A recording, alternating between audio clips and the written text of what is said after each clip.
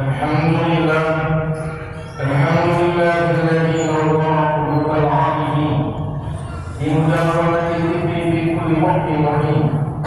أشهد أن لا إله إلا الله وحده لا شريك له الملك الحق المبين، وأشهد أن سيدنا ونبينا محمدا عبده ورسوله الصادق الوعد الأمين.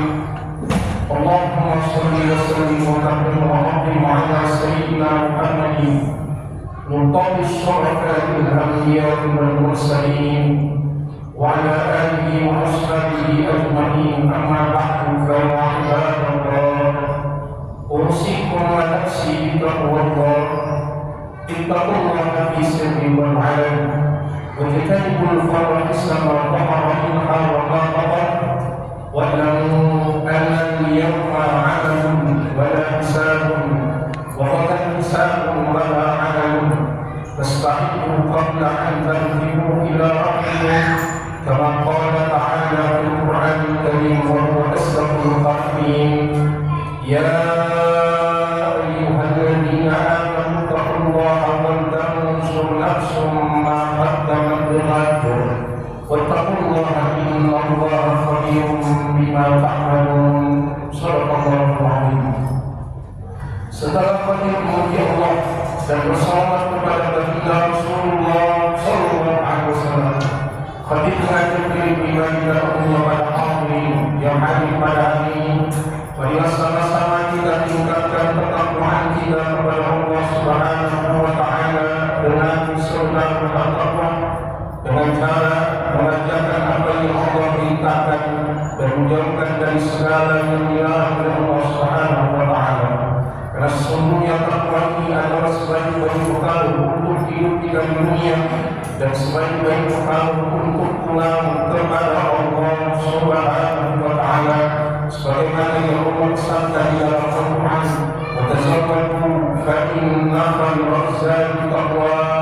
Dan berbekalah, maka sesungguhnya sebaik-baik bekal adalah takwa kepada Allah Subhanahu wa taala. Semoga Allah jadikan kita hamba-hamba Allah yang bertakwa kepada Allah. Semoga di akhir hayat kita diwafatkan dalam keadaan husnul khatimah. Semoga di akhirat nanti dikumpulkan oleh Allah di dalam surga Allah bersama Nabi Muhammad sallallahu alaihi wasallam. Amin ya rabbal alamin. Hadirin sekalian, jemaah salat Jumat rahimahullah. Kalau kemuliaan di sisi Allah itu ditandai dengan jabatan yang tinggi, maka sudah pasti Allah akan jadikan contohnya di dalam Al-Quran adalah Fir'aun. Kenapa? Karena Fir'aun adalah raja yang ketika berkuasa di Mesir tidak tergantikan. Orang-orang Mesir tunduk kepada Fir'aun. Bahkan saking besar kekuasaannya, Fir'aun memproklamirkan menjadi seorang menjadi raja, menjadi Tuhan. Dia berani berkata di hadapan orang-orang Mesir, "Ana Rabbukumul A'la." Saya ini adalah Tuhan kamu yang paling tinggi. Saking tinggi jabatannya. Kalau kemuliaan sisi Allah itu ditandai dengan harta yang melimpah, sudah barang tentu Allah akan jadikan contohnya di dalam Al-Quran adalah Qarun. Kenapa Qarun? Karena Qarun di zamannya berkuasa kekayaannya tidak ada yang mengalahkannya. Bahkan di dalam Al-Quran digambarkan betapa kayanya Qarun. Ma inna mafatihahu latanu bil usbati bil quwwah. Jangankan hartanya, kunci berangkasnya saja harus dipanggul oleh orang-orang yang kuat, dan orang-orang yang kuat itu merasa kelebihan untuk memanggul kunci berangkasnya. Namun apa yang terjadi saudara? Orang yang begitu kuasanya tinggi namun tidak beriman kepada Allah, Allah hinakan dia. Di dalam Al-Quran, Fir'aun ditenggelamkan oleh Allah bersama bala tentaranya. Yang anehnya adalah semua bala tentara kuda-kudanya masuk ke dalam laut, akan tetapi hanya Fir'aun saja yang selamatkan badannya.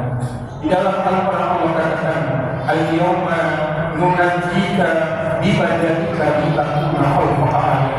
Hari ini kan selamatkan badan Fir'aun untuk menjadi pelajaran kepada orang-orang yang berlaku belakang dimakan oleh Allah dengan disaksikan jasadnya yang menggambarkan ini manusia yang banyak, yang tinggi jabatannya dan tidak beriman kepada Allah, hina di hadapan Allah Subhanahu wa Ta'ala. Bagaimana dengan orang yang begitu kaya yang luar biasa, yang dia punya kekayaan yang luar biasa, tidak ada yang menggantikan kekayaannya, akan tetapi kaum diundangkan oleh Allah di dalam dasar tanah, tidak terambil hartanya sedikit pun, kaum bersama hartanya dimasukkan oleh Allah ke dalam tanah. Kalau begitu, apa yang menjadi tanda orang mulia kepada Allah? Allah katakan, inna akramakum indallahi atqakum. Sesungguhnya yang paling mulia di antara kamu di hadapan Allah adalah orang yang bertakwa kepada Allah. Innallaha la yanzuru ila suwarikum wa amwalikum. Allah tidak pernah melihat pada tubuhmu dan pada hartamu. Allah tidak akan pernah memandang pada tubuhmu, sekalipun uang tubuhmu, sekalipun ganteng tubuhmu. Akan tetapi kalau kau sudah mati, kau sudah menjadi bangkai yang tidak ada harganya sama sekali. Ketika kau membanggakan harta kepada Allah, sesungguhnya harta itu tidak bisa menandingi kekayaan Allah Subhanahu wa Ta'ala. Allah tidak butuh dengan harta dan Allah tidak butuh dengan perbuatan. Walakin yang suruh ila qulubikum wa amwalikum, yang Allah butuhkan, yang Allah ingin lihat, yang Allah pandang adalah hatimu dan amal-amal solehmu. Oleh karena itu saudara, sekalipun bila di bawah orang yang hitam, lengan, budak, miskin, akan tetapi ketika baginda Rasulullah SAW berangkat Isra Mi'raj, beliau berkata kepada Bilal, wahai Bilal, aku mendengar suara trompetmu sudah sampai kepada Rasulullah. Ada seorang sahabat bernama Uwais al-Qarni. Uwais al-Qarni, jangankan orang kaya, orang miskin aja kenal sama dia. Orang asli Yaman, dia kepengen bertemu dengan Rasulullah, akan tetapi tidak punya kesempatan untuk bertemu dengan Rasulullah. Cintanya dengan orang tua begitu tingginya, takwanya kepada Allah begitu tingginya, sampai-sampai Nabi pernah berpesan kepada Sayyidina Umar dan Sayyidina Ali, wahai Umar, wahai Ali, kalau kau nanti hidup bertemu dengan seorang Uwais al-Qarni, kau minta doa kepada dia. Kenapa? Karena doanya dijawab oleh Allah Subhanahu wa Ta'ala. Uwais al-Qarni tidak dikenal sahabat, dan Sayyidina Ali dan Sayyidina Umar saat itu bingung, saat itu masih ada Rasulullah. Kenapa tidak minta langsung didoakan oleh Rasulullah?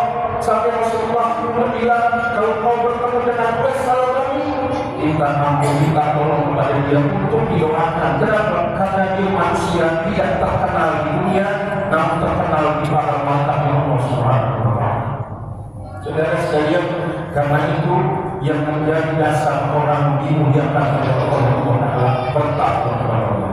Dengan itu pantas kata Imam Ghazali, takwa itu adalah kanzun azizun, dia adalah simpanan berharga. Fa'in tafa'tahid, kalau kau bisa main takwa itu, fakat tajid min jawhain wa isri karimin wa mulkin afimin, fa'inna khairat dunia wa dunia fiha.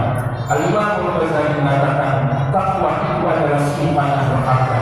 Kalau kau bisa dapatkan takwa itu, maka perbuatannya rezeki yang mulia, permata kedudukan yang agung yang akan kau dapatkan dengan sebab takwa itu. Kenapa? Karena kebaikan dunia dan di akhirat dikumpulkan oleh Allah di dalam takwa itu. Saudara, di dalam kitab Jawahirul Uluhiyah di Syarhi Arba'in Nawawiyah ada satu kisah, ada sahabat namanya Auf bin Malik al-Asy'ari. Ini Auf bin Malik al-Asy'ari, dia punya masalah hidupnya berat. Apa masalah hidupnya? Dia punya anak namanya Salimah, ditawan oleh kafir musyrik. Kalau ditawan oleh kafir musyrik, kondisinya dua kemungkinan. Kalau nggak mati, kalau nggak dijadikan budak. Kalau dijadikan budak, maka dia persis seperti binatang, dipekerjakan tapi tidak dibayar. Orang tua mana saudara yang tidak sedih dengan kondisi anaknya begitu. Istrinya nangis terus. Dia datang kepada Rasulullah. Dia ajukan masalah hidupnya kepada Rasulullah. Ya Rasulullah, saya punya anak ditawan oleh kafir musyrik, sedangkan apa solusinya ya Rasul?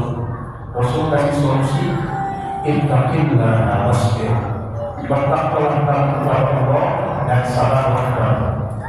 Fa'aminka wa iyyaha an tastaghfira bi qawli la hawla wa la quwwata illa billahil azim. Dan aku perintahkan kau dan istrimu untuk banyak membaca kalimat la hawla wa la quwwata illa billahil azim. Saudara, ini sahabat samhan wa ta'ala. Dia doa saja sama Rasulullah. Gak pakai protes. Ya Rasulullah, ini kan nyawa. Kenapa suruh cuma doa?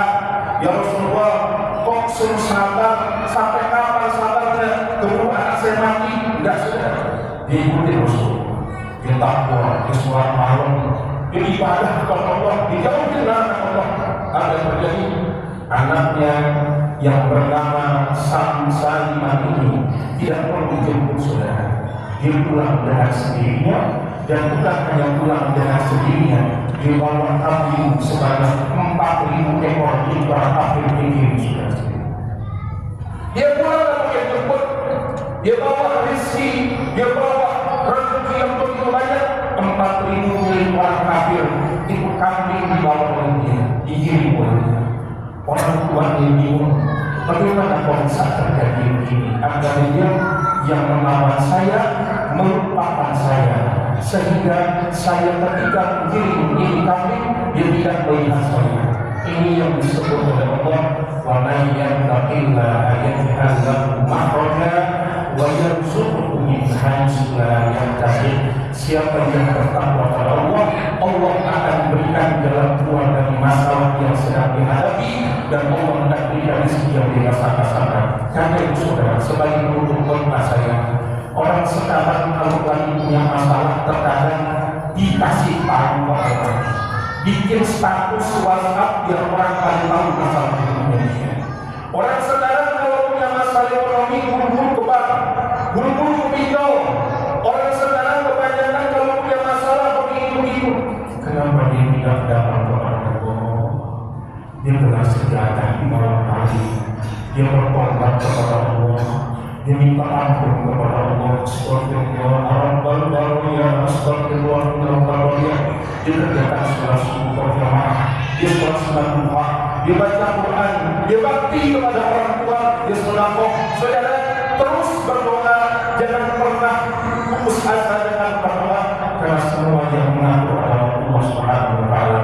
Dan yang mengatur saudara, apapun kondisi sekarang, kalau kata orang sekarang, orang lagi pada usaha sekarang lagi pada kata untung, orang yang lagi pada kerja sekarang pada takut PHK, orang yang lagi pada kerja sekarang lagi pada tidak mendapat untung. Saudara sekalian, tanamkan dalam diri kita, dan dalam diri saya katakan bahwa selama kita masih hidup, Allah tidak akan pernah meninggalkan rezeki untuk kita, saudara.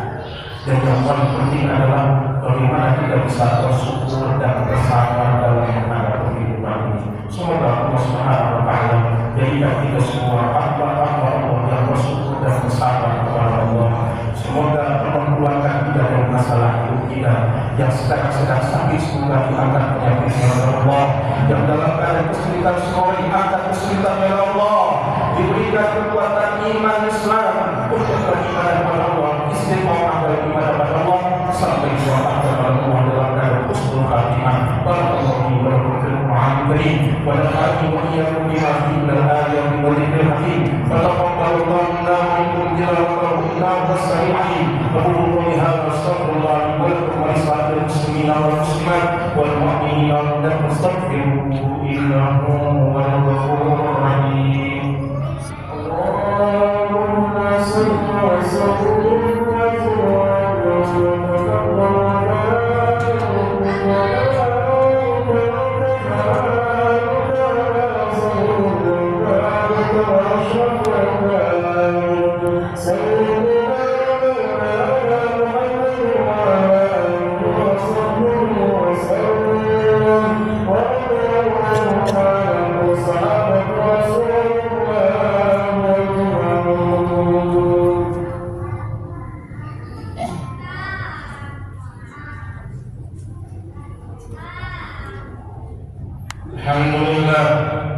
Alhamdulillah Rabbil Alamin wa la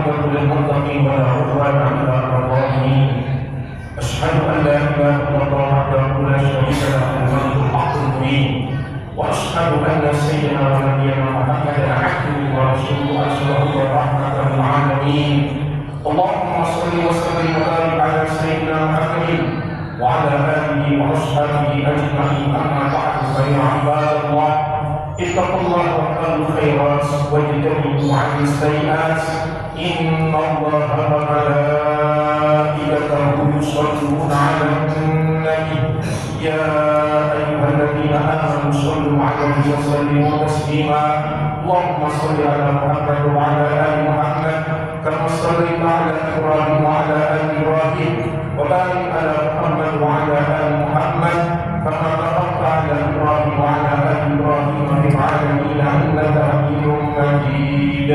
وارض الله عن الخلفاء الراشدين أبي بكر وعمر وعثمان وعلي وعن بقية الصحابة والتابعين وسائر التابعين لهم بإحسان إلى يوم الدين وعلينا معهم برحمتك يا أرحم الراحمين.